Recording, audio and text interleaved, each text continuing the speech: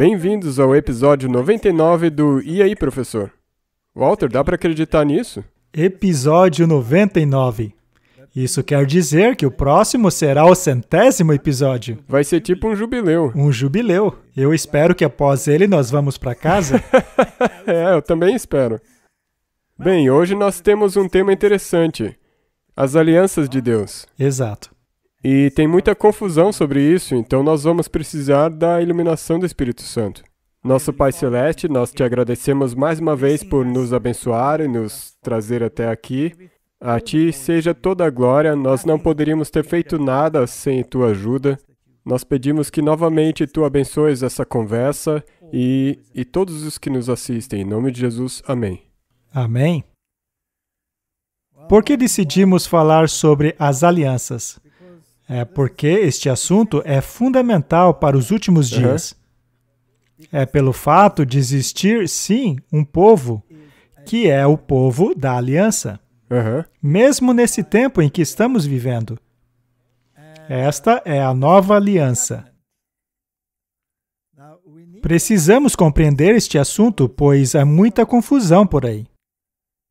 Às vezes, as nuances são tão pequenas que, às vezes, uma pequena diferença, ou mesmo uma ênfase diferente muito pequena, pode mudar toda a teologia.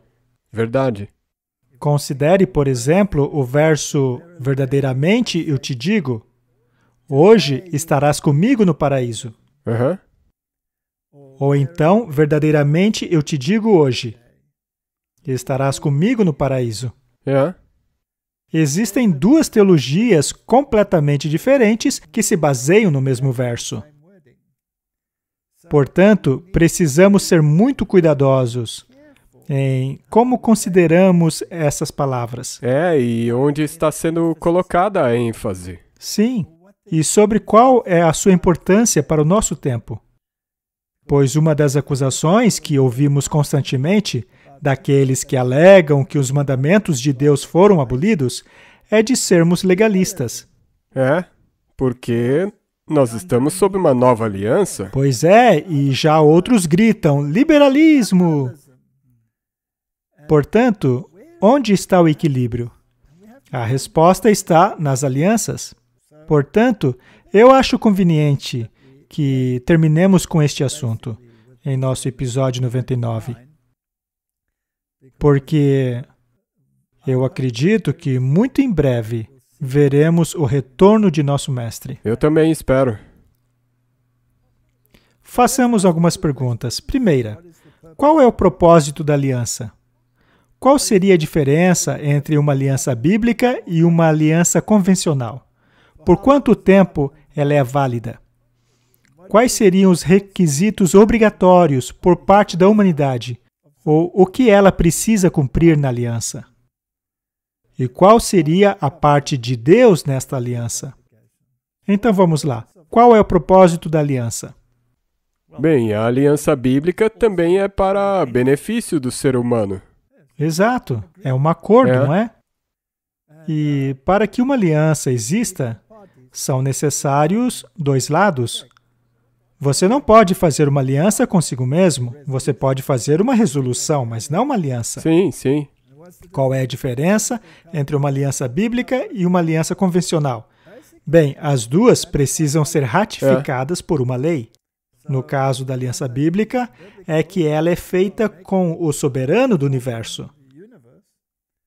Ou melhor, um soberano do universo que está fazendo essa aliança com você. Sim. É melhor desse jeito. As alianças bíblicas, sempre é Deus que apresenta. É Deus quem tem a iniciativa.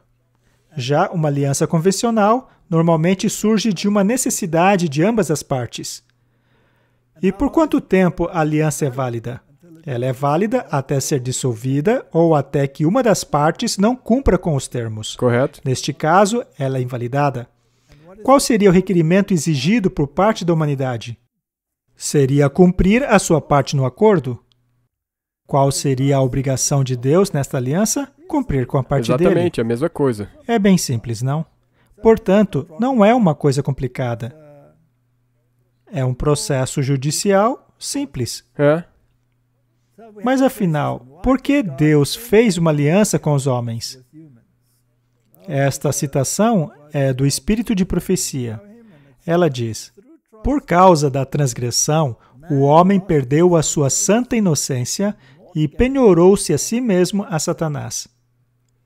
Cristo, o Filho unigênito de Deus, ofereceu-se pela redenção do homem e pagou o preço de seu resgate na cruz do Calvário. Ele deixou os mundos não caídos, a sociedade dos santos anjos do universo celeste, pois ele não poderia ficar satisfeito enquanto a humanidade estivesse separada dele. O negociante celestial coloca de lado a sua coroa e manto real. Apesar de ser o príncipe e comandante de todo o céu, ele coloca sobre ele a veste da humanidade e vai ao mundo estragado e corrompido pela maldição, a fim de procurar pela pérola perdida, em busca do homem que caiu pela desobediência. É interessante que na parábola da pérola perdida há uma dupla aplicação. A pérola de grande preço, naturalmente, é Cristo. Sim. Nós temos que encontrá-lo. Mas Cristo também veio em busca das pérolas perdidas de seu reino. Portanto, ela possui uma dupla aplicação. Mas quem toma a iniciativa de vir é Deus. Ele quer restaurar aquele relacionamento que ele tinha com Adão e Eva antes da queda. É importantíssimo salientar que Deus criou a humanidade com uma natureza específica. Essa natureza não era caída. Era uma natureza na imagem de Deus e em harmonia com Ele. Vejamos agora algumas alianças bíblicas. Tivemos a aliança com Adão, ela está lá em Gênesis 3, versos 15, e também foi feito com Noé e seus filhos, com Abraão, Isaque, Jacó, Moisés, que é então a nova aliança, sobre a qual lemos pela primeira vez em Jeremias 33, 31 a 34. Vamos dar uma olhada em algumas delas. Adão e Eva. E porém inimizade entre ti e a mulher, e entre a tua semente e a sua semente. Esta te ferirá a cabeça, e tu lhe ferirás o calcanhar. O verso está dizendo que a semente da mulher feriria a cabeça da serpente, e o apóstolo Paulo deixa bem claro que a semente está no singular e que é uma referência a Cristo. Sim. Portanto, haveria inimizade entre a igreja de Satanás e a igreja de Deus. O calcanhar de Cristo seria ferido, mas finalmente Satanás seria destruído. Isto é uma promessa. O plano da salvação. O céu se encheu de tristeza ao perceber que o homem estava perdido e que o mundo que Deus havia criado estaria cheio de mortais e condenados à miséria, doença e morte, e que não havia saída para o transgressor. Toda a família de Adão deveria morrer. Eu vi o amável Jesus e contemplei uma expressão de simpatia e tristeza em seu semblante. Logo, eu o vi se aproximar da grandiosíssima luz que envolvia o Pai. O anjo que me acompanhava disse que ele iria conversar com seu Pai. A ansiedade dos anjos parecia intensa, enquanto Jesus estava comungando com seu Pai. Por 3 vezes ele foi encobrido pela luz gloriosa do Pai, e na terceira vez ele veio do Pai, a sua pessoa pôde ser vista, seu semblante era calmo, livre de qualquer perplexidade e dúvida. Ele brilhava como uma benevolência e amor que nenhuma palavra pode expressar. Ele então informou a hóstia angelical que uma via de escape havia sido feita para a humanidade caída. Ele diz que havia estado suplicando com o seu Pai e que ofereceu dar a sua vida como resgate, tomando a sentença de morte sobre si mesmo para que, através dele, o homem pudesse encontrar perdão. Através dos méritos de seu sangue e obediência à lei de Deus, eles poderiam ter o favor de Deus e serem trazidos ao belo jardim e comerem do fruto da árvore da vida. Essa é a história de como o plano da redenção foi delineada e planejada. E isso veio de uma maneira com compaixão. Não foi a partir de uma decisão arbitrária. Foi uma decisão cheia de compaixão e amor. E então foi feita a aliança com Noé. É interessante notar que a falha humana parece sempre estar presente, tornando necessária a renovação da aliança. É verdade. O mundo antediluviano foi destruído e a aliança foi refeita com Noé. Gênesis 6:18. Mas contigo estabelecerei a minha aliança, e entrarás na arca tu, os teus filhos, tua mulher e as mulheres dos teus filhos. Gênesis 9:12. E disse Deus: Este é o sinal da aliança que ponho entre mim e vós, e entre toda a alma vivente que está convosco, por gerações eternas. O meu arco coloquei nas nuvens. Este te será por sinal da aliança entre mim e a terra. Aqui Deus estabelece um sinal físico, como um lembrete perpétuo de uma aliança. E este sinal está aí até os dias de hoje. Exatamente. Quais seriam as semelhanças entre a aliança com Noé e a aliança com Adão? Teria sido a aliança com Noé apenas de uma parte? Ora, Noé tinha que obedecer, não é? Sim, se ele não tivesse entrado na arca, teria sido ele salvo ou não? Ou mesmo se ele não a tivesse construído? Exatamente. Será que zombaram dele? Com certeza. Os cientistas da época disseram que não poderia haver um dilúvio. Acharam que aquilo era impossível. Sim. Afinal, jamais havia chovido na terra. Noé estava profetizando algo que era impossível. Mas, se nunca tinha chovido, quer dizer também que jamais havia tido um arco-íris? Correto. Pois não havia nenhuma prisão de umidade para refletir a luz e assim dividi-la em seus matizes. Portanto, esta aliança foi uma aliança na qual Deus prometeu que não faria daquela forma novamente. Mas ela não valeu apenas para um lado, já que houve um ato recíproco da parte de Noé. Sim. Vamos ler a respeito da obrigação de Noé nesta aliança. Após ter dado sinais de sua vinda, Cristo disse: Quando virem estas coisas acontecerem, saibam que o reino de Deus está próximo, às portas. Vigiai e orai. Deus sempre envia aos homens avisos de seus julgamentos vindouros. Aqueles que tiveram fé nesta mensagem naquela época e agiram conforme a sua fé, em obediência aos seus mandamentos, escaparam dos julgamentos que caíram sobre os desobedientes e descrentes. É sempre assim. Tem mesmo. Se você lembrar daquela declaração anterior, quando Jesus foi para o Pai, tinha que ser condicionado ao sangue dele e à obediência aos mandamentos. Correto? Em relação a Adão e Eva, a exigência feita na aliança com eles era guardarem os decretos de Deus e não comerem do fruto daquela árvore específica. Mas eles quebraram esta aliança. Isso não fez deles legalistas por terem guardado os mandamentos? Não, claro que não. A palavra veio a Noé: Entre tu e toda a tua casa na arca, pois te encontrei justo diante de mim. Noé obedeceu e foi salvo. A Ló veio a mensagem: Levanta-te, saia deste lugar, pois o Senhor destruirá essa cidade. Ló submeteu-se à guarda dos mensageiros celestiais e foi salvo. Ló era perfeito? Não. Ele tinha bastante defeitos. Sim. E mesmo depois de ser salvo, algo muito infeliz aconteceu depois lá em Zoar. Ele acabou conseguindo algumas bebidas, levando para a caverna, e o resultado disso foi um pesadelo. Exatamente. Mas o que foi que o salvou?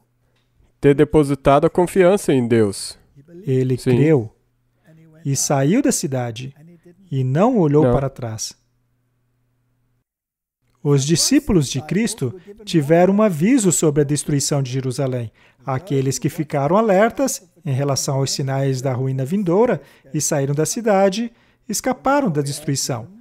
Nós hoje devemos dar o alerta da segunda vinda de Cristo e da destruição que cairá sobre o mundo.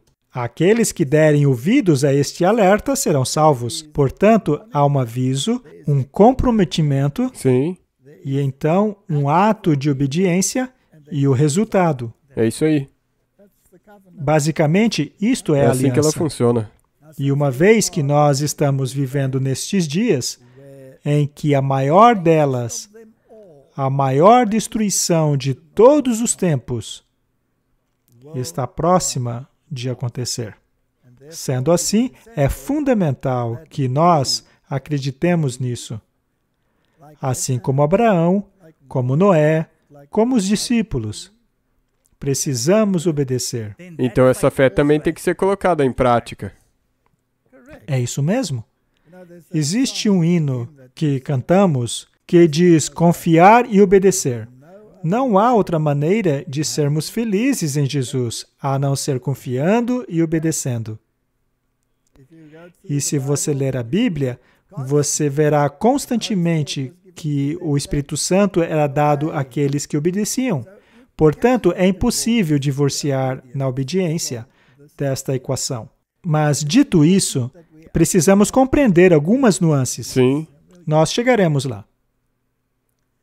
Vamos dar uma olhada no que aconteceu a Abraão. Gênesis 12, 1 a 3.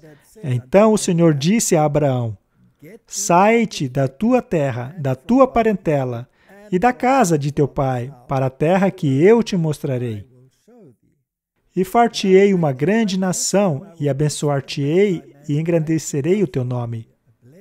Tu serás uma bênção, e abençoarei os que te abençoares, e amaldiçoarei os que te amaldiçoarem. E em ti serão benditas todas as famílias da terra. Esta é uma ordem clara. Separa-te da tua terra. Isto é importante? sim, Sim, mas por quê? Pois as normas e padrões de um país podem ser totalmente diferentes dos padrões de Deus, não é mesmo? exatamente. Aham.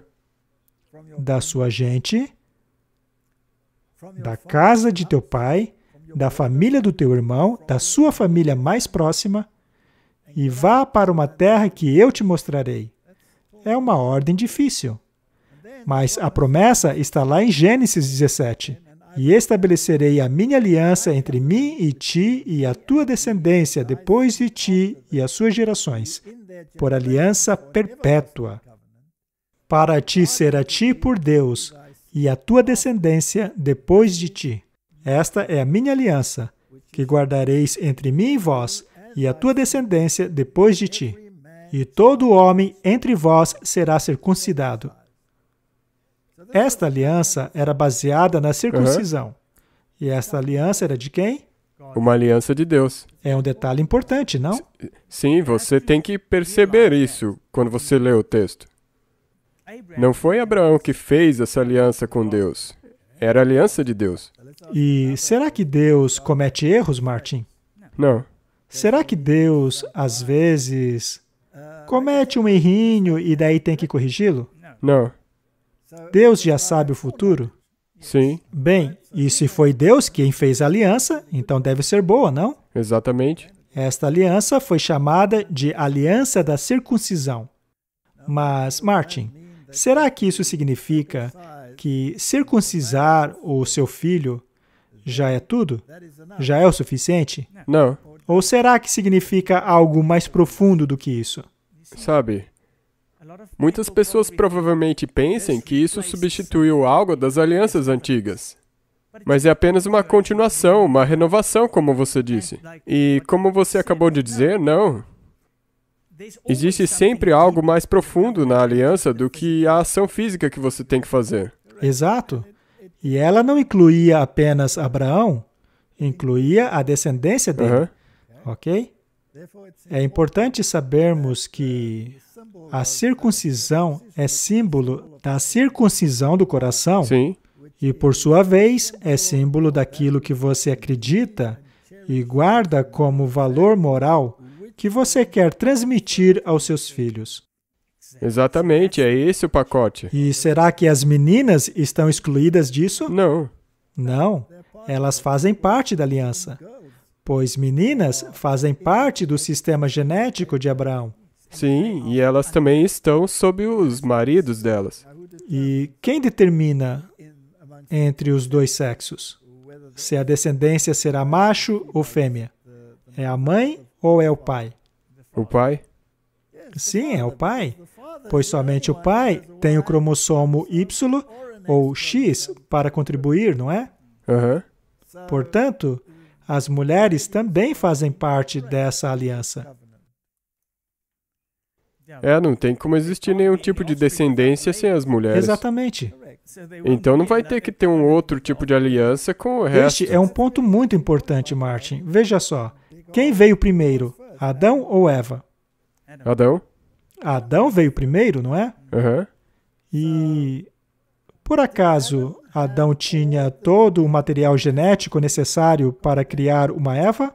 Sim, Ele tinha o cromossomo Aham. X e o Y, não é? sim. E se ao invés de Adão, Eva tivesse vindo primeiro, por um acaso ela conteria todo o material genético para poder produzir um Adão?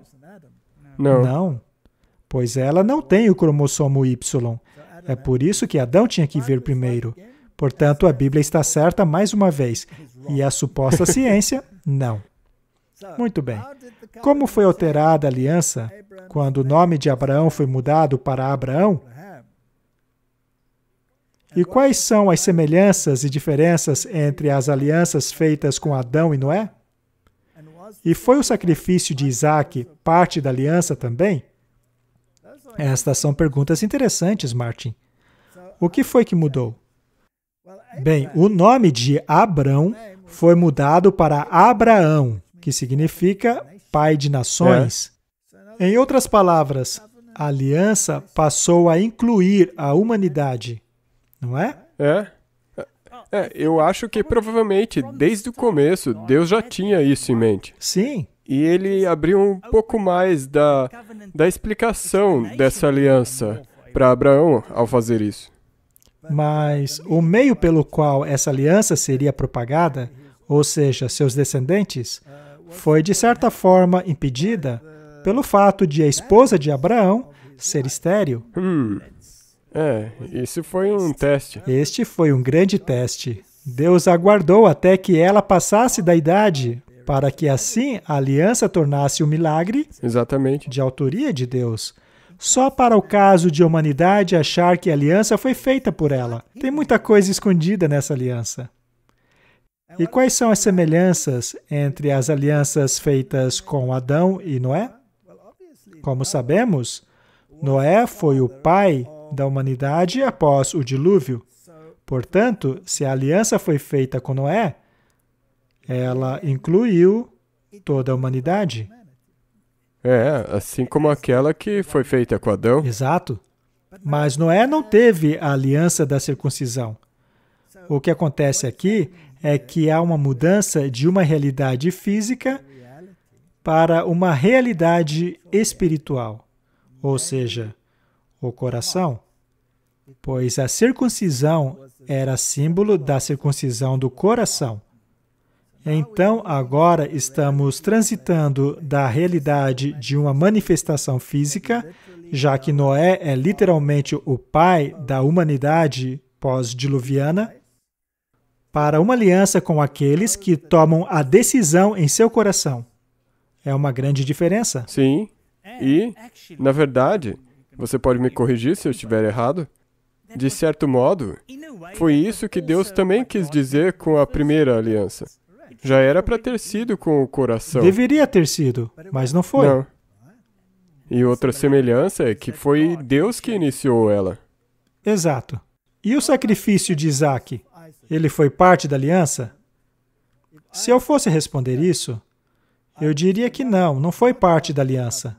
Eu diria que foi um teste para constatar se a sinceridade de Abraão quanto a aceitar e crer na aliança. Sim, exatamente, como ele fez um teste com a esposa estéril de Abraão. Correto. pois deveria ter sido por meio de Isaque. E agora ele tem que sacrificar Isaque. Isso deve ter deixado Abraão confuso. Mas, de novo, isso te mostra essa outra componente, essa nuance, a parte da fé que tem que haver na aliança. Agora estamos falando da questão da fé. Abraão é uma testemunha ao universo. Seres celestiais testemunharam as cenas enquanto a fé de Abraão e a submissão de Isaque foram testadas. A prova foi muito mais severa do que aquela que foi trazida a Adão. A aceitação daquela proibição feita aos nossos primeiros pais não envolveram sofrimento, mas a ordem dada a Abraão exigia o sacrifício mais agonizante. Todo o céu contemplou o maravilhamento e admiração à obediência infalível de Abraão. Todo o céu aplaudiu a sua fidelidade. As acusações de Satanás mostraram-se falsas. Deus declarou o seu servo: agora eu sei que temes a Deus, apesar das acusações de Satanás, visto que não poupaste o teu próprio filho, o seu único filho, de mim.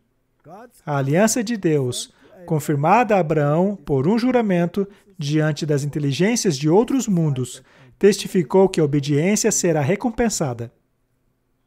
Mais uma vez, temos o elemento da obediência. Mas ele devia racionalizá-la. Ele deveria pensar: bem, Deus prometeu a minha descendência por meio deste filho, mas agora Deus está exigindo o sacrifício deste filho. Porém, eu acredito que Deus é fiel e que Ele jamais mentiria para mim. Eu sei que posso esperar o milagre e que Ele vai ressuscitar. E ele agiu pela fé. E a sua fé foi creditada a ele por justiça. Sabe, eu acho que tem muito disso acontecendo nos dias de hoje. Tem muitas coisas acontecendo no mundo atualmente que estão deixando as pessoas muito confusas. Mas se nós colocarmos a nossa fé como Abraão colocou em Deus, não importa quão escura seja a situação atualmente, Ele vai te sustentar. Exato. E, de certa forma, esta foi uma exibição do plano de salvação. Sim. Pois nós lemos em Gênesis capítulo 22 o seguinte: e disse Abraão aos seus servos: fiquem aqui com o jumento, enquanto eu e o rapaz vamos até lá. Depois de adorarmos, voltaremos.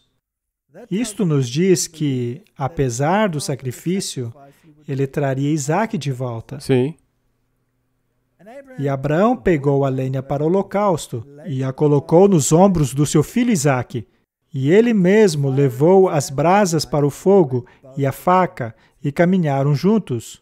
Este é o símbolo de Cristo. Ele carregou a cruz por nós. Isaque disse a seu pai Abraão: meu pai. E ele respondeu: sim, meu filho. Isaque perguntou: as brasas e a lenha estão aqui, mas onde está o cordeiro para o holocausto? E respondeu Abraão: Deus mesmo há de prover o cordeiro para o holocausto, meu filho. E assim os dois continuaram a caminhar juntos. Esta é uma mini exibição do plano da salvação. E o interessante é que na tradução King James da Bíblia, é dito que o próprio Deus proveria o cordeiro. Mas na versão New King James, esse verso está totalmente distorcido. Lá está assim: e disse Abraão: Deus proverá para si o cordeiro para o holocausto. Ora, Deus não provê para si mesmo o cordeiro. Ele proveu o cordeiro para nós. Para nós, os pecadores. Por que Ele proveria para si mesmo? Ele é sem pecado. É ridículo. É por isso que é importante termos boas traduções, para que o texto possa fazer sentido. Cristo se apresenta pessoalmente a Abraão. Apesar de esta aliança ter sido feita com Adão e renovada a Abraão, ela não poderia ser ratificada até a morte de Cristo. Há uma linda tipologia aí. Ela existiu por meio da promessa de Deus, desde que a primeira intimação de redenção foi dada. Ela foi aceita pela fé. Mas quando foi ratificada por Cristo, é então chamada de a nova aliança. O que acabamos de ler, Martin, é que basicamente não há diferença entre a aliança de Adão e Abraão, mas ela precisava ser ratificada pela morte de Cristo.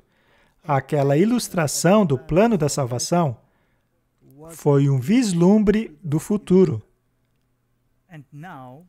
E agora então, com Cristo estando fisicamente presente, a nuance então mudou um pouco. Ela se tornou repleta da substância. É isso mesmo. A lei de Deus era a base da aliança, ou seja, a obediência estava envolvida, que foi simplesmente um arranjo para trazer o homem mais uma vez em harmonia com a vontade divina, colocando-o aonde poderia obedecer à lei de Deus. Se não fosse possível para seres humanos, debaixo da aliança abraânica, guardarem os mandamentos de Deus, então todas as nossas almas estão perdidas. O quão difícil foi para Abraão obedecer ao mandamento de pegar o filho dele. Veja, Isaac não era o seu único filho. Porém, Isaac era o filho da promessa. O quão difícil foi para Abraão conduzi-lo para o sacrifício. Não é um mandamento difícil de ser cumprido? Com certeza. Não é mais difícil do que não comer um fruto de uma árvore? Sim. É muito mais difícil, não? É, e tem uma grande consequência conhecida. Muito bem. E ele o fez. Então, Abraão conseguiu obedecer o mandamento de Deus? Ele conseguiu. E quanta fé lhe foi exigida? Muita. Muita fé. Ele tinha fé que Deus cumpriria a sua promessa e que ele ressuscitaria Isaac, apesar de Deus não ter prometido isso.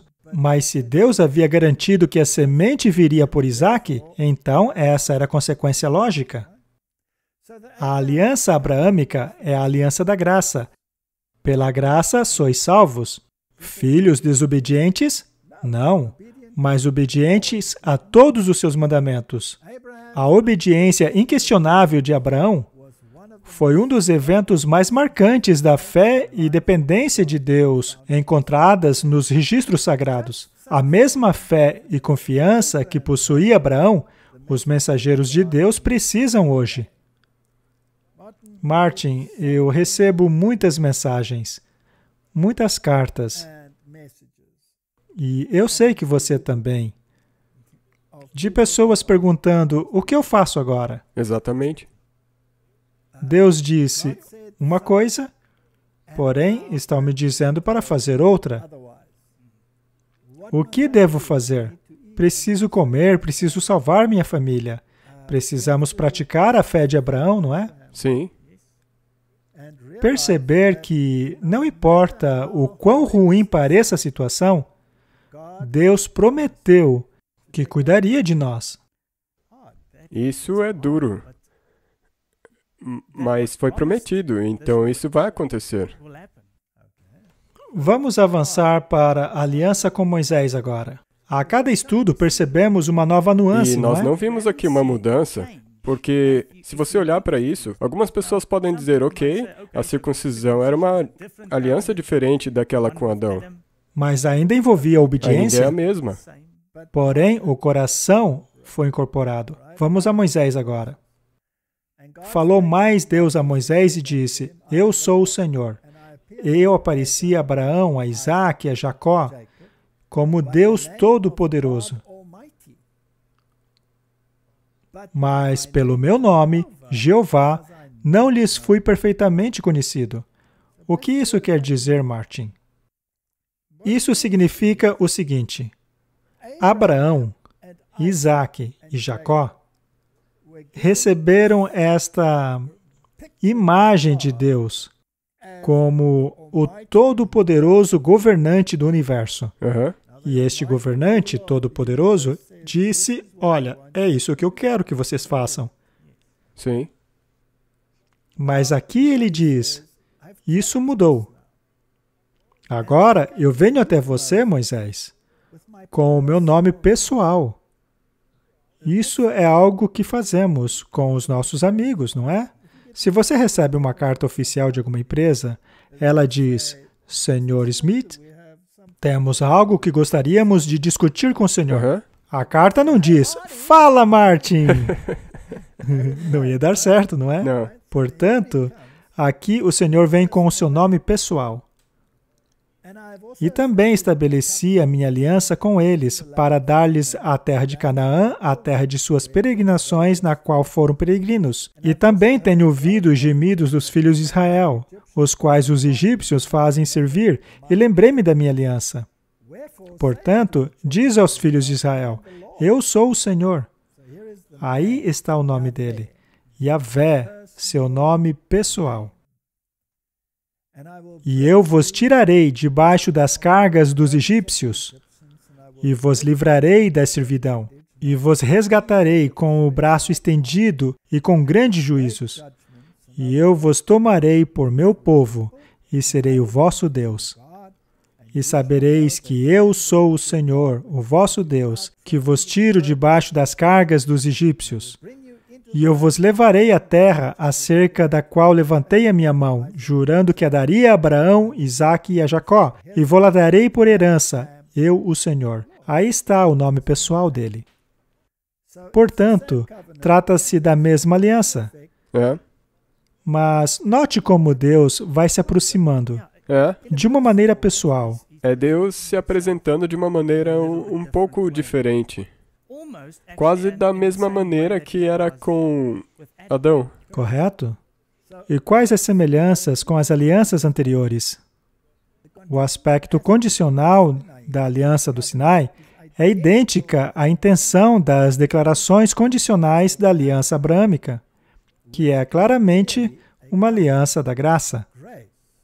Assim dizem Gerhard Hasel e Michael Hasel, em seu livro intitulado A Aliança Eterna de Deus. Portanto, com Abraão, temos o elemento da graça no coração. Agora temos uma aliança pessoal. As condições não foram alteradas, mas o relacionamento tornou-se mais íntimo. Quem deu a lei a Moisés? Foi Cristo. Jesus. Em todas essas revelações da presença divina, a glória de Deus foi manifestada através de Cristo. Não apenas no advento do Salvador, mas através de todos os séculos depois da queda e na promessa da redenção, Deus estava em Cristo reconciliando o mundo consigo mesmo. 2 Coríntios 5,19. Cristo foi a fundação e centro do sistema sacrificial, tanto na era patriarcal como na judaica. Foi o Filho de Deus que deu aos nossos primeiros parentes a promessa da redenção. Foi Ele quem se revelou aos patriarcas. Adão, Noé, Abraão, Isaque, Jacó, Moisés compreenderam o Evangelho. Tipologicamente, é claro. A esperança de salvação deles estava em um substituto da humanidade, no fiador. Estes santos homens da antiguidade tiveram comunhão com o Salvador, que viria ao nosso mundo em carne humana. Alguns deles falaram com Cristo e anjos celestiais face a face. Há inúmeros exemplos disso na Bíblia. Cristo não foi apenas o líder dos hebreus no deserto. O anjo no qual estava o nome de Jeová, e quem, velado na coluna de nuvem, seguiu adiante do exército. Mas foi ele quem deu a lei a Israel. Dentre a terrível glória do Sinai, Cristo declarou diante de todo o povo os 10 preceitos da lei de seu Pai. Foi ele que deu a Moisés a lei gravada nas tábuas de pedra. Isso está no livro Patriarcas e Profetas. As pessoas perguntam, como vocês sabem que era Jesus e não o Pai? É porque a Bíblia é muito clara ao dizer que Jesus é a palavra. Sim. A palavra que foi falada. Quando é o Pai que fala, a Bíblia deixa muito claro isso. Por exemplo, no batismo de Jesus. É mesmo. Mas em relação ao resto, todas as coisas foram criadas por Ele, para Ele, e sem Ele nada teria sido criado. Este é o preceito bíblico. Isso é tão bonito. Enfatiza a divindade de Jesus. Sem dúvida alguma. É por isso que isso está ali logo nas primeiras linhas do Evangelho de João. A lei é o estilo de vida especificado por Deus dentro da aliança entre Ele e a humanidade. Ela estava lá desde o início. Havia um mandamento, ele deveria ser seguido. Assim, a aliança de Deus com a sua lei, as duas juntas, constituem a maneira de Deus manter o seu povo em um estado de redenção. Eles permanecem nesse estado não por obedecerem à lei através de sua própria força e disciplina, mas, ao invés disso, pela presença contínua de Deus. Isso é um detalhe muito importante. É pelo poder dele e atividade da graça e misericórdia em suas vidas que os capacita a obedecê-lo. E de onde vem isso de te habilitar a obedecê-lo? De Deus. Obediência, ou lei, é um ato de fé, por meio do qual o crente confessa o seu amor e lealdade a Deus. Fé genuína produz obediência. Abraão obedeceu a minha voz, guardou os meus mandamentos, meus estatutos e leis. Gênesis 26, verso 5. Paulo disse corretamente que guardar a lei é o fruto de um relacionamento correto com Deus, e não o meio pelo qual merecemos esse relacionamento com Deus. A exegese de Paulo em Levíticos 18, 5 é fiel ao contexto original do texto. A lei foi dada ao povo da aliança após a sua redenção do Egito. Levíticos 18, não como obstáculo moral a ser vencido, ou como alguma atividade digna de mérito a ser executada por aqueles que querem ser salvos, mas como uma descrição do estilo de vida motivado por amor do povo de Deus. Muito bem escrito. É por isso que Deus disse, lembra-te. Ele não disse, façam isso e depois eu vou fazer algo por vocês.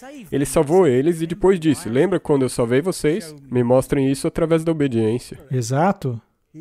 Ele utiliza as próprias palavras de Moisés, de Levíticos 18, 5, para lembrar aos legalistas de que, apesar de que a justificação vem pela fé, esta é uma fé que se manifesta em obediência.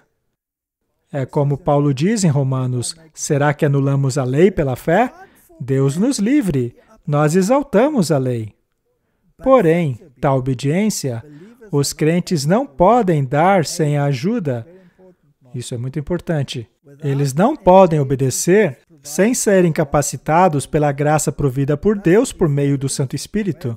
Assim, é evidente que o caminho da salvação no Antigo Testamento e o caminho da salvação no Novo Testamento são os mesmos.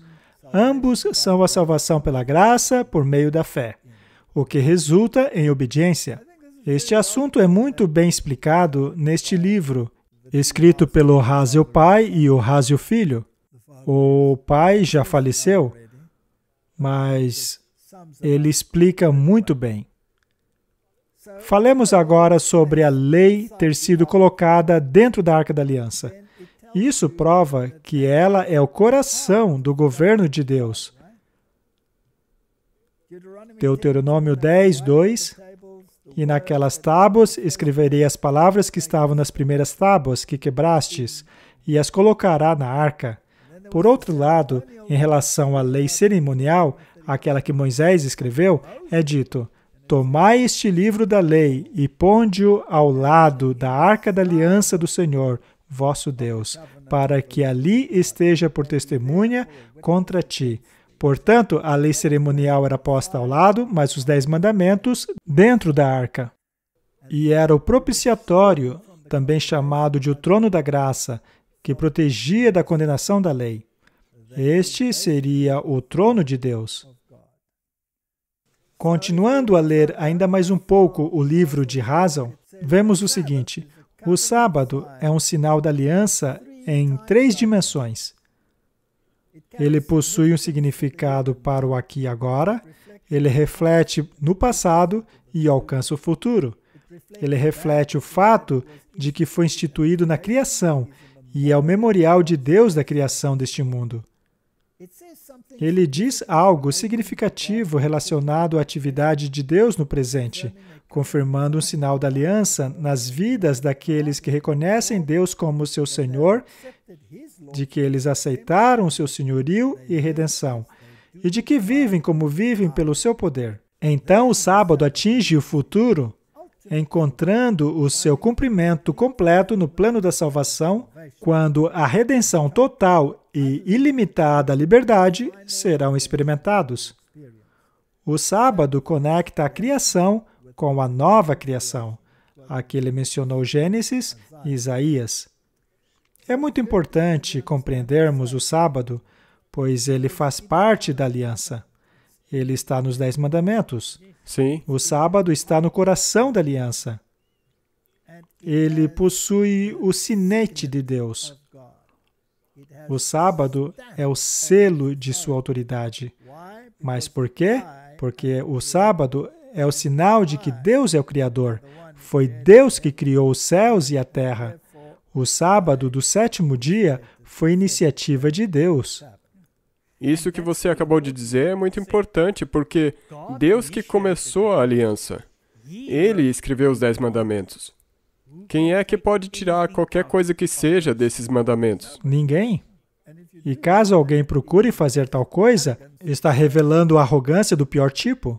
Êxodos 25, versículos 9, fala a respeito do tabernáculo, que deveria ser construído de acordo com tudo o que foi mostrado a Moisés, de acordo com o modelo do tabernáculo e o modelo de todos os seus utensílios. Assim deveria ele ser feito. Portanto, o santuário celestial serve como tipo do plano da salvação. E era uma cópia da morada de Deus no céu. Correto?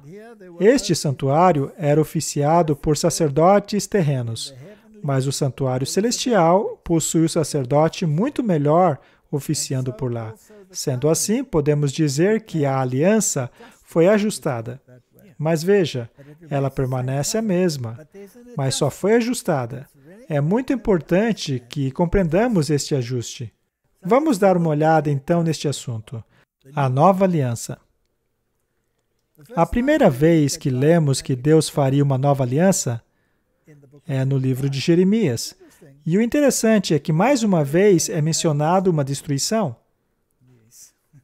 Jeremias alerta que Nabucodonosor viria e destruiria Jerusalém e o templo. E é aí que ele profetiza uma nova aliança. E a cidade só foi destruída porque eles quebraram a primeira aliança. E será que o sábado teve um papel importante nesta quebra? Sim, muito. Lemos isso em Ezequiel, não é? E eles não guardavam. É por isso que quando os judeus retornaram, eles colocaram tantas regras rígidas para garantir que ninguém quebrasse o sábado novamente, mas as próprias regras que eles inventaram quebravam o sábado. Exatamente. E daí eles tornaram isso uma coisa humana e não uma coisa de relacionamento. Se você retira do sábado a espiritualidade e o transforma em um mandamento da carne, então você acaba crucificando a Deus mais uma vez. Mas vamos procurar a nuance agora.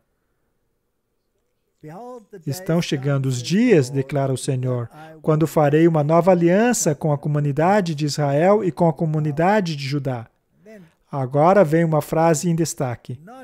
Não conforme a aliança que fiz com os seus pais, no dia em que os tomei pela mão para os tirar da terra do Egito, porque eles quebraram a minha aliança. Quem quebrou a aliança, Martin? Foram eles, não Deus. Muito bem. Apesar de eu os haver desposado, diz o Senhor, mas esta é a aliança que farei com a casa de Israel depois daqueles dias, diz o Senhor. Sim, e ele fez de novo. Eu porei a minha lei no seu interior e a escreverei no seu coração, e eu serei o seu Deus e eles serão meu povo. E não ensinará mais cada um o seu próximo e nem a cada um seu irmão, dizendo, conheça o Senhor, porque todos me conhecerão. Desde o menor até o maior deles, diz o Senhor, porque lhes perdoarei a maldade e nunca mais me lembrarei dos seus pecados. Esta é a nova aliança. E definitivamente não é como a aliança que foi feita com os pais deles. Mas Deus não muda. Como resolver isso, então? Ele fez um erro com a versão anterior? Sim. Mas neste caso, Deus teria errado repetidamente, pois ele invocou Adão, e com Noé, e Abraão, e Isaac, e Jacó, e depois com Moisés, e agora ele está prometendo mais uma? Porque ele errou. Pois é, ele cometeu um erro. Pelo jeito, Deus comete muitos erros. Bem, é isto que a teologia moderna ensina. É isso que você ouve aí pelo mundo afora. E isto é impossível.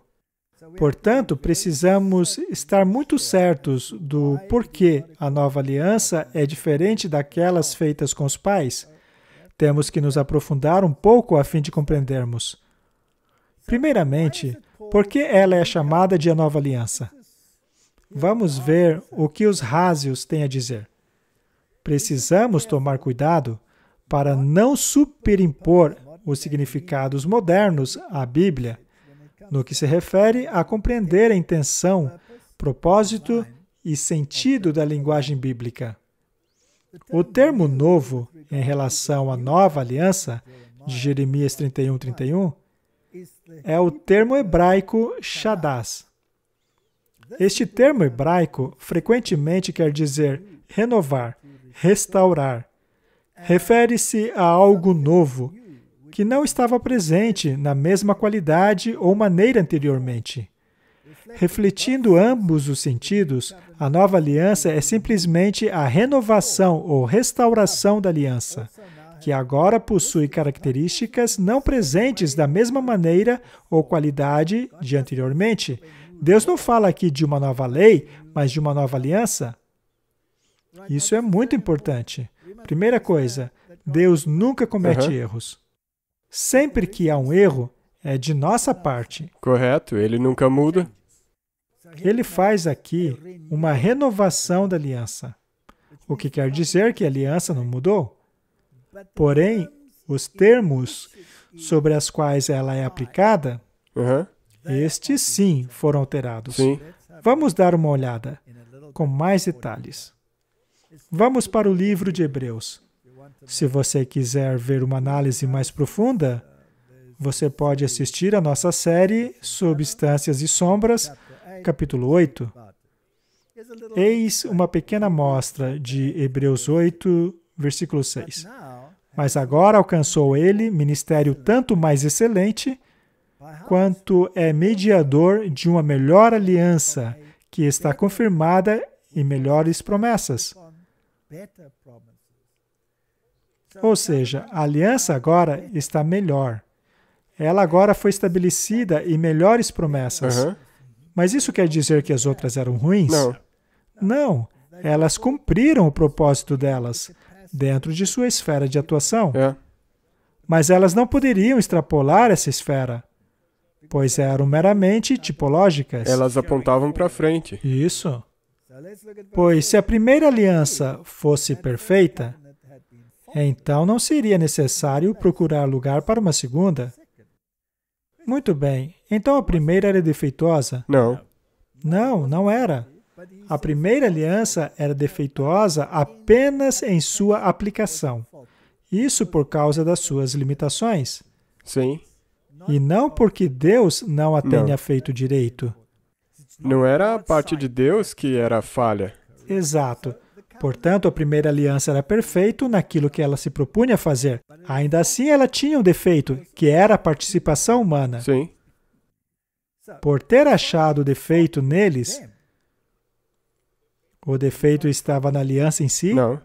Não, o defeito estava neles, naqueles que deveriam guardar a aliança. E disse, estão chegando os dias, declara o Senhor, quando eu farei uma nova aliança com a casa de Israel e com a casa de Judá. Quem deu início à nova aliança? Novamente Deus. Deus. E por acaso ele se desculpa por ter feito a primeira aliança errada? É claro que não. Não. E a coisa é que muitas pessoas querem dizer, eles não puderam guardar a aliança, é por isso que Deus mudou. Pois é. Mas isso não pode ser verdade, porque por que Deus daria algo para você se Ele soubesse que você não consegue? E mesmo assim, Abraão é pai daqueles que creem justamente porque ele foi capaz de obedecer. Exatamente. Vamos destrinchar mais uma vez. A antiga aliança foi uma aliança de 2 vias, com a qual todo o povo concordou. Vemos isso em Êxodo 19:5. Agora, pois, se diligentemente ouvirdes a minha voz e guardardes a minha aliança, veja, esse é Deus falando, então sereis a minha propriedade peculiar dentre todos os povos, porque toda a terra é minha. E vós me sereis um reino sacerdotal e o povo santo. Estas são as palavras que falarás aos filhos de Israel.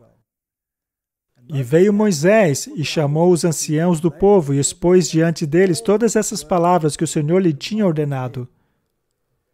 Verso 8. Então todo o povo respondeu a uma voz e disse: tudo o que o Senhor tem falado, faremos. E relatou Moisés ao Senhor as palavras do povo. Perceba que há reciprocidade. Vemos aí a declaração por parte de um dos lados da aliança dizendo: nós faremos tudo, obedeceremos tudinho. Será que cumpriram isso?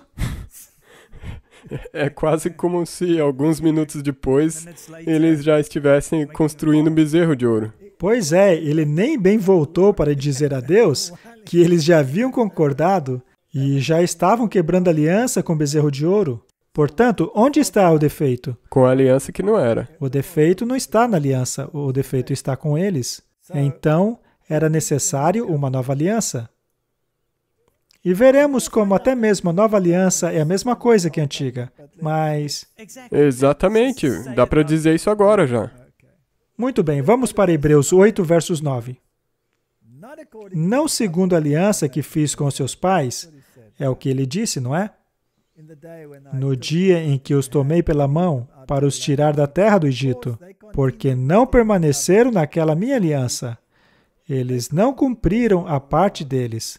Então eu para eles não atentei, diz o Senhor. E eles não puderam guardar a aliança porque era muito exigente da parte de Deus, não é mesmo? Não. Era por causa da natureza pecaminosa. E a falta de fé deles. Exato. Agora vem a pergunta, qual é a diferença?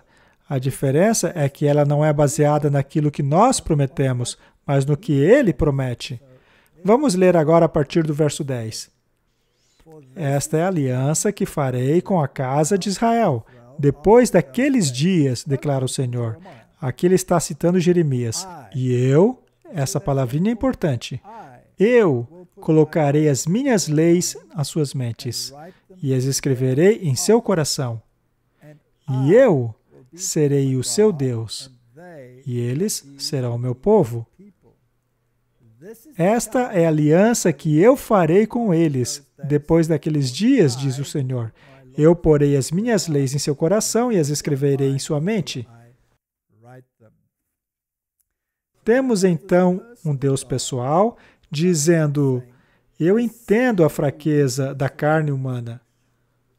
Vocês podem prometer o quanto quiserem, mas eu entendo, vocês simplesmente são incapazes. Portanto, eu o farei em você. Quem é que está fazendo? Jesus, Muito através bem. do Espírito Santo. E a aliança mudou? Não, Não, a aliança é a mesma. O que mudou é aquele que opera na humanidade. sim. Ele agora está atuando desta maneira específica. Então, a passo que anteriormente você tinha... A aliança não mudou. De qualquer maneira, eles deveriam ter fé em Jesus, que era para quem a aliança apontava. E agora Deus introduz essa parte também. Correto? Veja, isso é muito importante, pois estamos chegando no fim da história deste mundo. E nos é dito de maneira muito pertinente que apenas aqueles que têm a fé de Abraão vão conseguir. Precisamos compreender isso. Comparemos a antiga e a nova aliança. A antiga aliança era baseada em boas promessas, mas a nova aliança é baseada em promessas ainda melhores. Não porque Deus cometeu um erro, mas porque ela cumpriu o papel dela para o tempo em que ela foi determinada. Sim, porque a anterior, ela existiu até Cristo. E depois que ele cumpriu essa parte da aliança, a nova aliança passou a apontar para o retorno dele. Muito bem, vamos ver. A antiga aliança foi feita com a igreja terrena e uma nação literal, debaixo de Deus, não é? Ela envolveu a libertação do Egito, envolveu a Canaã terrena, o santuário terreno, com os sacerdotes terrenos, Jerusalém terrena, mas esta aliança envolvia a mortalidade, já que estes sacerdotes eram mortais. Eles morriam, tinham que ser substituídos. Já a aliança melhorada é com a igreja celestial. Isto é muito importante. Em outras palavras, aqueles que estão em Cristo são a semente de Abraão e herdeiros de acordo com a promessa. Sim. Portanto, é uma igreja celestial. Ela é libertada do pecado, ela envolve uma Canaã celestial, não mais a terrena. Mas, Martin, quantas pessoas hoje não querem uma Canaã terrena? O sistema todo é baseado na Canaã terrena. Precisamos salvar o planeta, Martin. Afinal, esta é a única Canaã que conhecemos. Vamos consertá-la agora e fazer um monte de leis climáticas. É melhor seguirmos o que o Papa tem a dizer sobre isso. Ela também envolve o santuário celestial, Jerusalém celestial, sacerdócio celestial e a imortalidade, pois o sacerdote dela não morre. Portanto, esta não é uma melhor aliança? Sim, nessa forma sim. Pois ela é a substância de uma promessa. Exatamente. Havia a promessa e a substância ainda é Jesus Cristo. O que nos traz ao nosso tempo? Nós acabamos de fazer uma série na qual analisamos os eventos que vão ocorrer na segunda vinda de Cristo. Vimos que haverá os remidos e os perdidos. E precisamos compreender como isso funciona. Este é um parágrafo do livro Eventos Finais. O Senhor, em sua grande misericórdia, enviou uma mensagem mais preciosa ao seu povo através dos irmãos Wagner e Jones. Essa mensagem deveria trazer diante do mundo o Salvador crucificado, o sacrifício pelos pecados do mundo todo. Apresentava a justificação pela fé no fiador. Convidava o povo a receber a justiça de Cristo, que se manifesta na obediência a todos os mandamentos de Deus. Este texto é brilhante. Então, a mensagem da justificação pela fé não é apenas uma parte integral, ela é a própria substância da terceira mensagem angélica. A terceira mensagem angélica é: não receba a marca da besta. Sim. Em outras palavras, não dê ouvidos à autoridade papal. Dê ouvidos à autoridade de Deus. E uma vez que essa autoridade está estabelecida no quarto mandamento, quanto a quem tem a jurisdição sobre o céu e a terra, a questão entre o sábado e o domingo torna-se o ponto muito importante. Como seria a justificação pela fé? Isso é muito importante. Veja, a obediência que o povo mostrou foi sempre uma obediência habilitada por Cristo, apropriada pela fé. Vamos ver isso. O que é a justificação pela fé? Ela é a obra de Deus em jogar a glória do homem por terra. Acho que muitas pessoas no mundo hoje têm problema com isso. Isso é colocado de maneira tão bonita. Nós não somos tão espertos como pensamos ser. Exatamente. É a obra de Deus em jogar a glória do homem por terra e fazer pelo homem aquilo que não está em seu poder fazer por si mesmo. Quando o homem enxerga a sua insignificância, então sim está preparado para ser revestido com a justiça de Cristo. Quando passam a louvar e exaltar Deus todos os dias então, pelo contemplar, estarão se transformando na mesma imagem. O que é regeneração? É revelar ao homem a sua própria natureza real. É revelar que nele mesmo não vale nada. Este pensamento não é popular hoje. Estas lições você nunca aprendeu. Oh, se tão somente você pudesse perceber o valor da alma humana. Não é contraditório? Você não vale nada. Mas o seu valor é como a pérola de grande preço. Porque qual que é a mensagem do mundo? Acredite em si mesmo. Exato. Siga o seu coração. É isso que diz o mundo. É assim que o mundo diz. Como então reconciliar isso? A pergunta é, aonde está o valor da humanidade?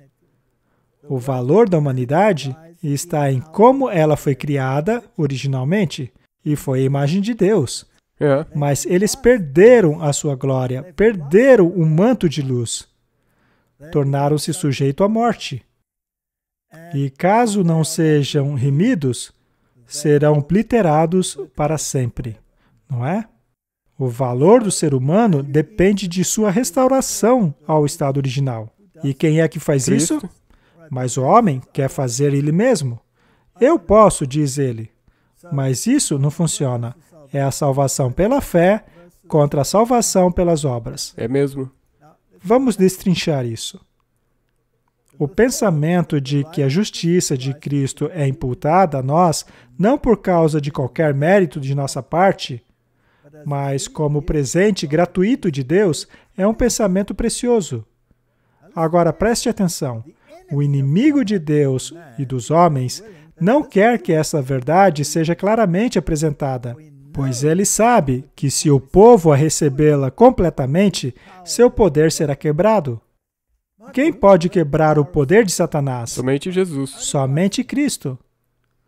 Se ele puder controlar as mentes de forma que a dúvida, a descrença e trevas componham a experiência daqueles que alegam serem filhos de Deus, ele pode vencê-los com tentações. Aquela fé simples que toma Deus pela sua palavra deveria ser encorajada. O povo de Deus precisa ter aquela fé que lança mão do poder divino.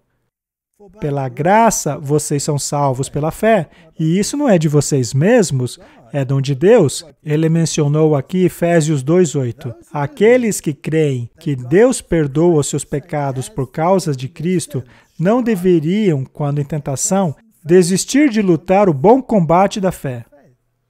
Sua fé deveria crescer ainda mais, até que a sua vida cristã, assim como as suas palavras, possam declarar: o sangue de Jesus Cristo nos purifica de todo pecado. Quem é que nos purifica? Jesus. E isso é muito importante para os nossos dias, porque dúvida, incredulidade, trevas vão tomar conta de você. Nós estamos vivendo nesses dias. Então isso é muito importante para te mostrar de novo de onde que vem a sua fé. Martin, Abraão acreditava nas promessas de Deus. Sim. Ele estava disposto a sacrificar até mesmo Isaque. Ele não sacrificou porque isso não foi exigido dele no final, mas ele estava disposto a fazê-lo. Na mente dele, ele já tinha decidido sacrificar o Isaac. E precisamos dessa fé em nossos dias. Vamos qualificar isso. Mais um texto. A obra de vencer está em nossas mãos. Porém, o Senhor, na nova aliança, diz: eu a escreverei em seus corações. Deus fará. Mas nós não devemos vencer em nosso próprio nome ou força. É aí que está o X da questão, Martin. É por isso que é justificação pela fé. Pois por nós mesmos não podemos guardar os mandamentos de Deus. Martin, esta é aquela pequena nuance, aquela mudança de ênfase, aonde está o X da questão. Eu não posso guardar os mandamentos de Deus. Mas aí muita gente vai comemorar dizendo: Urra! Viva, é impossível. Só que não. O que o texto realmente diz é que eu não posso guardar os mandamentos com a minha própria força. O Espírito de Deus precisa nos auxiliar em nossas enfermidades. Cristo tornou-se o nosso sacrifício e fiador. Ele tornou-se pecado por nós, para que pudéssemos nos tornar justiça de Deus nele, através da fé em seu nome. Ele imputa em nós a sua justiça. E ela se torna o princípio vivo em nossa vida. Cristo imputa a nós o seu caráter impecável e nos apresenta ao Pai em sua própria pureza. Portanto, a minha perfeição é a perfeição em Cristo. É como nós já lemos. Você tem que depositar a sua fé em Cristo. Ele inicia essa fé também. E daí o resultado disso vai ser obediência aos mandamentos. Muito bem. Portanto, não sou eu que posso me vangloriar de ser obediente. A única vanglória que eu poderia ter é que Cristo, dentro de mim, tem me compelido à obediência, não porque Ele está me forçando ou coagindo, mas porque eu me submeti voluntariamente à vontade dEle. Não é? Sim. Quando José foi confrontado pela esposa de Potifar, suas palavras foram: eu jamais poderia cometer este pecado contra Deus. Então, ele não obteve a vitória por sua própria carne, mas pelo poder de Deus em José. Foi assim que ele obteve essa vitória, apesar de terem rasgado a roupa dele. Deu a roupa. Cristo adere um grande peso de importância à obediência de seu povo aos mandamentos de Deus. Isso é claro na Bíblia. Eles precisam ter um conhecimento inteligente dos mandamentos e trazê-los à sua vida diária. O homem não pode guardar os mandamentos de Deus a menos que ele esteja em Cristo e Cristo nele. Portanto, a única maneira de guardá-los é se o próprio Jesus trabalhar isso dentro de mim. Esta é uma diferença bem sutil. Não é que estou dizendo não podemos guardar os mandamentos e ponto final. Na verdade, sim, não podemos. É verdade. Mas se Cristo trabalhar em mim, aí eu devo guardar. Eu tenho que. Concordo. Porque se a sua fé estiver depositada nele, você não tem como agir de outra maneira. Correto? E como eu me aproprio deste poder? É mesmo. Pela fé. Pela fé. Vamos ler de novo. O homem não pode guardar os mandamentos de Deus a menos que ele esteja em Cristo e Cristo nele. Ficou claro, não? E não é possível a ele estar em Cristo e ter a luz dos seus mandamentos enquanto ele desconsiderar, ainda que seja um deles. Pela firme e voluntária obediência à sua palavra, eles evidenciam seu amor pelo enviado de Deus. Portanto, a atitude externa é exatamente a mesma a de um legalista. Parecia perfeição quando os fariseus guardavam a lei, mas ela não era aplicada no coração. Não estava escrita ali. É apenas uma ação externa, feita apenas para exaltar e satisfazer o próprio eu. E é assim que o problema começou com os israelitas. E foi isso que fizeram na antiga aliança. Eles começaram a guardar isso como se fosse uma tradição, e não como a substância da fé. Pela firme e voluntária obediência à sua palavra, eles evidenciam seu amor pelo enviado de Deus. Não guardar os mandamentos de Deus é não amá-lo. Ninguém guardará os seus mandamentos a menos que o ame. É o unigênito de Deus. Aqueles que o amarem expressarão esse amor em obediência a Ele. Todos os que amam a Cristo são amados do Pai, e Ele se manifestará a eles. Em todas suas emergências e perplexidades, eles terão em Jesus Cristo um auxiliador. Esta é a nova aliança. E assim como Adão e Eva passaram por um teste, assim como Abraão passou por um teste, assim como os filhos de Israel passaram por um teste, da mesma forma o povo de Deus no fim dos tempos passará por um. E nós sabemos quais testes são esses. Tudo começou com um apetite. E este teste é repetido claramente no livro de Daniel. E, por sua vez, é um tipo. No fim dos tempos, o apetite também será um teste. Na obediência a todas as exigências de Deus, será um teste. E este teste culminará no teste final da autoridade, É mesmo? a marca da besta. Vamos estudar mais sobre isso. Deus testará a todos, assim como Ele testou Adão e Eva, para ver se eles serão obedientes. A nossa lealdade ou deslealdade decidirá o nosso destino. Desde a queda de Adão, os homens em todos os séculos têm achado desculpas para pecar, culpando a Deus pelos seus pecados, dizendo que eles não podem guardar os mandamentos. Esta é a insinuação que Satanás lança sobre Deus nos céus. Mas o argumento, eu não posso guardar os mandamentos, nunca deve ser apresentado a Deus, pois diante deles está o Salvador. As marcas da crucificação em seu corpo, como uma testemunha viva de que a lei pode sim ser guardada. Não é que o homem não pode guardar a lei, mas é que ele não quer. É Rebelião. mesmo? O fruto do Espírito é a obediência. É mesmo? Porque todos têm a capacidade de ter fé de que Cristo vai trabalhar em você e te ajudar a guardar os Correto. mandamentos. Mas, Martin, nunca podemos chegar ao ponto de dizer, eu já cheguei lá. É. Isso, na verdade, é certeza de que caímos. Há uma obra que cada um de nós deve realizar se queremos ser salvos no mundo eterno. Mas enquanto devemos fazer de nossa parte aquilo que Deus nos deu para fazer, também devemos entender que, tendo feito tudo, nós ainda estaremos perdidos caso Deus não tivesse feito aquilo que homens pecadores e finitos não podem fazer por si mesmos. Você percebe essa diferença sutil de pensamento? É. O caminho da presunção está muito próximo do caminho da fé. É uma pequena diferença de mentalidade. Roma, porém, diz que confiar na justificação pela fé apenas é anátema. Roma alega que isso exclui a obediência, que é tão importante.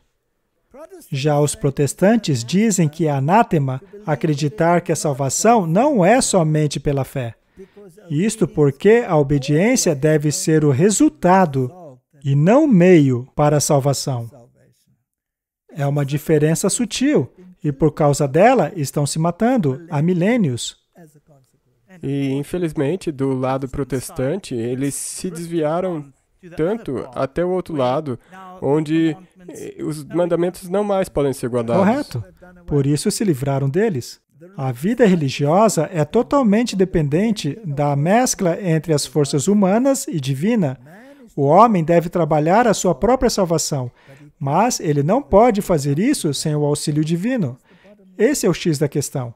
Martin, quando um dia você for selado e não houver mais intercessor, o fato de você estar selado é um ato de auxílio divino. É mesmo. Não significa que você está fazendo qualquer coisa ou que você é capaz de fazer qualquer coisa. Ainda é Cristo. Correto. Quer dizer simplesmente que você se submeteu a Cristo a tal ponto que você pode ser protegido, nem que isso demande todo o exército angelical. E apesar de Cristo ter pago um preço infinito para salvar as almas dos homens da ruína eterna, Ele não fará aquilo que Ele designou ao homem fazer. Devemos viver pela fé. Não devemos ser controlados por impulsos e sentimentos, mas os princípios da lei de Deus devem governar nossas vidas. Enquanto olharmos para Jesus como a fonte de todo o poder, nunca deixaremos de receber ajuda em tempo de necessidade, pois é Deus quem trabalha em nós tanto o querer quanto o efetuar, de sua boa vontade. Portanto, é uma pequena nuance. Nós devemos depender de Cristo para cumprir aquilo que eu sozinho jamais poderia fazer. A Bíblia chama isso de o mistério da salvação. Colossenses 1:26. O mistério que esteve oculto desde todos os séculos e em todas as gerações, e que agora foi manifesto aos seus santos, ou seja, àqueles que têm a fé de Abraão, aos quais Deus quis fazer conhecer quais são as riquezas da glória deste mistério entre os gentios, que é Cristo em vós, a esperança da glória. Aí está o poder. A ele pregamos, admoestando a todo homem, ensinando a todo homem a sabedoria para que apresentemos todo homem perfeito em Cristo Jesus. O que nos leva à terceira mensagem angélica, contrastando a marca da besta ao selo de Deus. Estamos nos aproximando dos eventos finais. Precisamos ter um relacionamento correto, uma fé correta. A terceira mensagem angélica, em verdade. Muitos têm escrito para mim me perguntando se a mensagem da justificação pela fé é a terceira mensagem angélica. E eu tenho respondido que sim, ela é a terceira mensagem angélica verdadeiramente. O que quer dizer isso? Que é completamente absoluta. É a substância. Então, não aceitar a marca da besta é a justificação pela fé? Sim. Pois esta é a obediência que você é obrigado a prestar. É o sinal perfeito ou da sua submissão a Cristo, de forma que Ele possa atuar em você, ou da sua rebelião. É por isso que é justificação pela fé. Apocalipse 14. E seguiu o terceiro anjo, dizendo com grande voz: se alguém adorar a besta e a sua imagem, e receber o sinal na sua testa ou na sua mão, também este beberá do vinho da ira de Deus. Ele também beberá do vinho do furor de Deus, que foi derramado sem mistura no cálice da sua ira. Será ainda atormentado com enxofre ardente na presença dos santos anjos e do Cordeiro. Portanto, é muito importante que esta marca da besta será na testa ou na mão. Em Deuteronômio, quando vemos a lei de Deus, é dito lá no verso 18 do capítulo 11, se referindo aos 10 mandamentos, ele diz: portanto, ponde estas palavras no vosso coração e na vossa alma, e atai-as por sinal na vossa mão, para que sejam por frontais entre os vossos olhos. Não tem ou, mas apenas um e. E se levarmos isso tudo para o mandamento do sábado, lá em Êxodo 31, tu, pois, fala aos filhos de Israel, dizendo: certamente guardareis os meus sábados, porquanto isto é um sinal entre mim e vós nas vossas gerações, para que saibais que eu sou o Senhor que vos santifica. Temos aqui duas ideologias conflitantes. Uma é satisfeita quando se faz aquilo que se pensa, ou seja, a mão, ou talvez você deva pensar que é normal estar em rebelião contra Deus, ou seja, a testa. Mas Deus quer as duas coisas. Deus quer que você obedeça por estar convicto e porque você é obediente.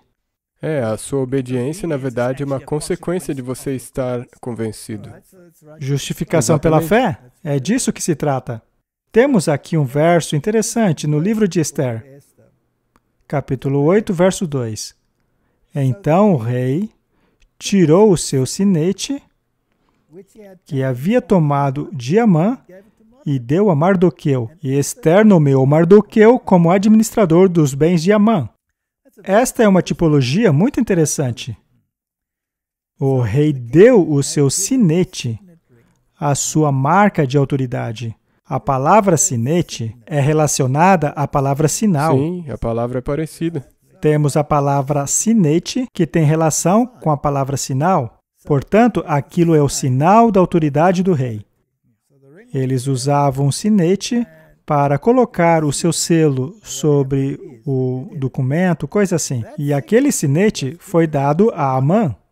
O rei havia tirado o seu sinete e dado a autoridade a um poder terrestre e disse: aqui está, você tem autoridade total. Portanto, ele é um tipo do rei do céu, Deus o Pai, e de um rei terreno que recebe essa autoridade. Mas neste caso, o rei é símbolo de um outro poder, que dá a sua autoridade a um outro poder. E, por sua vez, utiliza erroneamente esta autoridade, pois determinou usá-la para destruir o povo de Deus.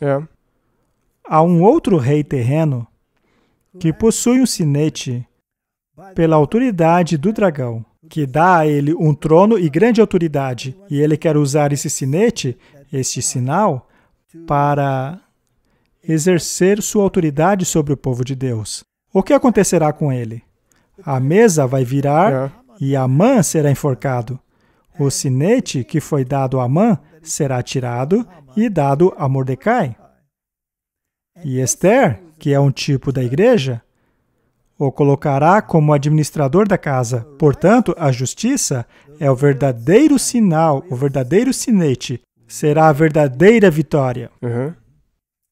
E a razão pela qual você aguarda é muito importante. Você aguarda por medo ou Amã, ou você aguarda por amor e Amã. Apocalipse 14, verso 12. Aqui está a paciência dos santos. Aqui estão os que guardam os mandamentos de Deus e a fé de Jesus. Se Cristo não trabalhar em você, capacitando a guardar os mandamentos de Deus, então é inútil. Os fariseus tentaram assim e foi um fracasso. Mais um parágrafo do Espírito de Profecia. Os anjos de Deus cumprem aquilo que lhes foi designado e seguram os ventos da terra, para que estes não soprassem sobre a terra, nem sobre o mar ou sobre qualquer árvore, até que os servos de Deus fossem selados em suas testas.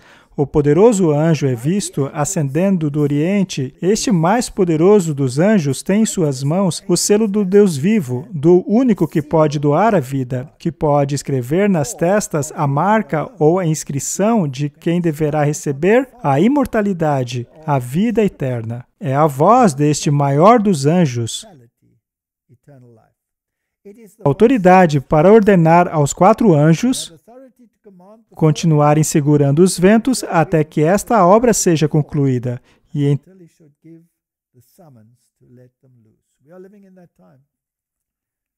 os ventos estão começando a soprar, e quando esses anjos o soltarem, é muito importante que estejamos selados aonde? Na testa, ou seja, em seu lóbulo frontal, aonde suas decisões são tomadas. A justificação pela fé lança a glória do homem por terra, ou seja, devemos nos submeter ao poder de Cristo, para que Ele possa executar em nós aquilo que nós não podemos fazer por nossas próprias forças, e isto é um ato de fé. Exatamente. O centro da nova aliança, na verdade, o centro de todas as alianças, é o amor de Deus.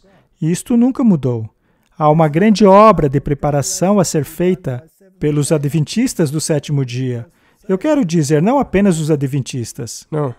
Mas aqui eles são mencionados por nome porque, assim como os filhos de Israel, eles costumam pensar que devem fazê-lo por sua própria força. E, assim como Israel, eles estão ali como um exemplo para o mundo.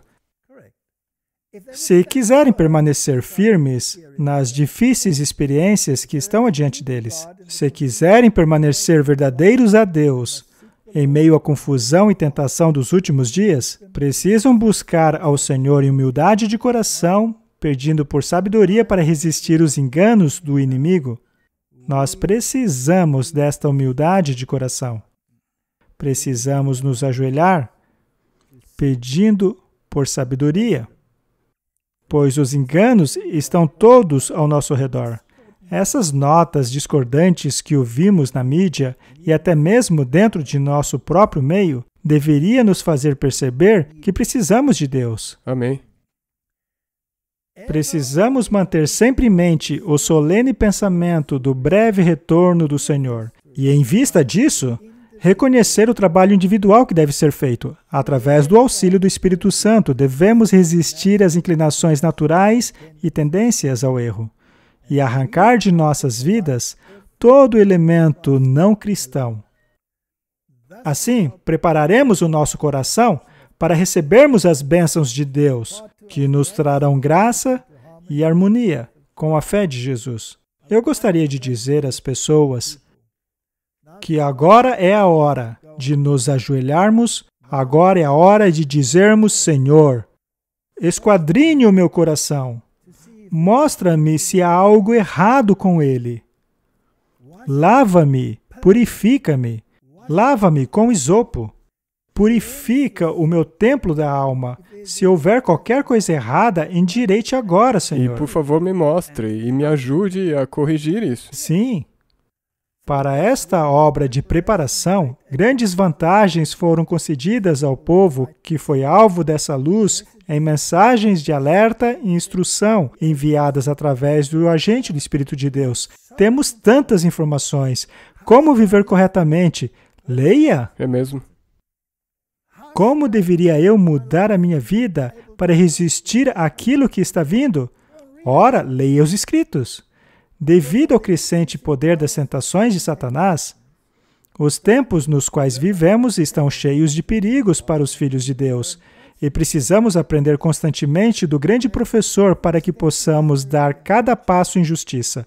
Cenas maravilhosas estão se abrindo diante de nós, e é neste tempo que o testemunho vivo deve ser exibido nas vidas do povo professo de Deus, para que o mundo possa ver, neste século em que o mal está em todo lado, que existe um povo que está deixando de lado sua própria vontade para buscar a vontade de Deus.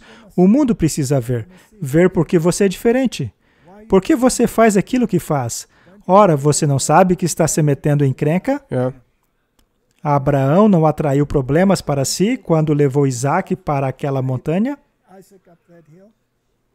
Um povo em cujo os corações e vida, a lei de Deus é escrita. Há grandes tentações diante de nós, difíceis testes. O povo de Deus que guarda os seus mandamentos devem se preparar para o tempo de prova, obtendo uma experiência mais profunda nas coisas de Deus e no conhecimento prático da justiça de Cristo. Não apenas para os descrentes, mas também para os membros da igreja. São ditas as palavras: busque ao Senhor enquanto Ele pode ser achado. Invocai-o enquanto está perto. Esta é a obra que todos devem fazer. Eu não posso pedir a você que resolva o meu problema. Eu posso pedir por conselho, mas não posso pedir que resolva o meu problema. No tocante a escolhas difíceis que têm que ser feitas, não é possível, como você disse, dá para pedir aconselhamento, mas no final das contas, é você ali de joelhos diante de Deus. Correto? 1 João 5,3. Pois este é o amor de Deus, que guardemos os seus mandamentos, e os seus mandamentos não são pesados. Se não compreendermos isso, se dissermos que é impossível guardar os seus mandamentos, então o chamamos de mentiroso, pois ele guardou, e ele prometeu nos capacitar para guardá-los. Malaquias 3,6 diz: pois eu sou o Senhor, e eu não mudo. Por isso vós, filhos de Jacó, não são consumidos. A aliança nunca mudou. Foram pequenas nuances nela que mudaram, de acordo com o tempo apropriado. E uma vez que vivemos no tempo em que Cristo tornou-se a substância de todas as sombras, foi acrescentado este elemento da justificação pela fé, contra o qual Satanás tem lutado por toda a eternidade. Que Deus nos dê sabedoria para nos apropriarmos da justiça de Cristo, para que possamos guardar os mandamentos, para chamarmos o povo do mundo para dentro da casa de sua graça. Vamos orar. Querido Pai, obrigado pelas alianças. Obrigado porque a nova aliança é baseada em promessas melhores. Uma promessa na qual o Senhor nos habilita a cumprir tudo o que a aliança requer. Se nos humilharmos diante de Ti, se reconhecermos a nossa própria indignidade e fraqueza humana e nos apropriarmos desse poder pela fé, então seremos como grandes exércitos do Senhor, e que a lei de Deus possa ser escrita em nossos corações, conforme prometeste. Em nome de Jesus, amém. Amém. Obrigado por assistir esse vídeo. Para se inscrever, clique aqui. Clique no sininho abaixo para receber notificações. Para assistir o próximo vídeo, clique aqui. Muito obrigado!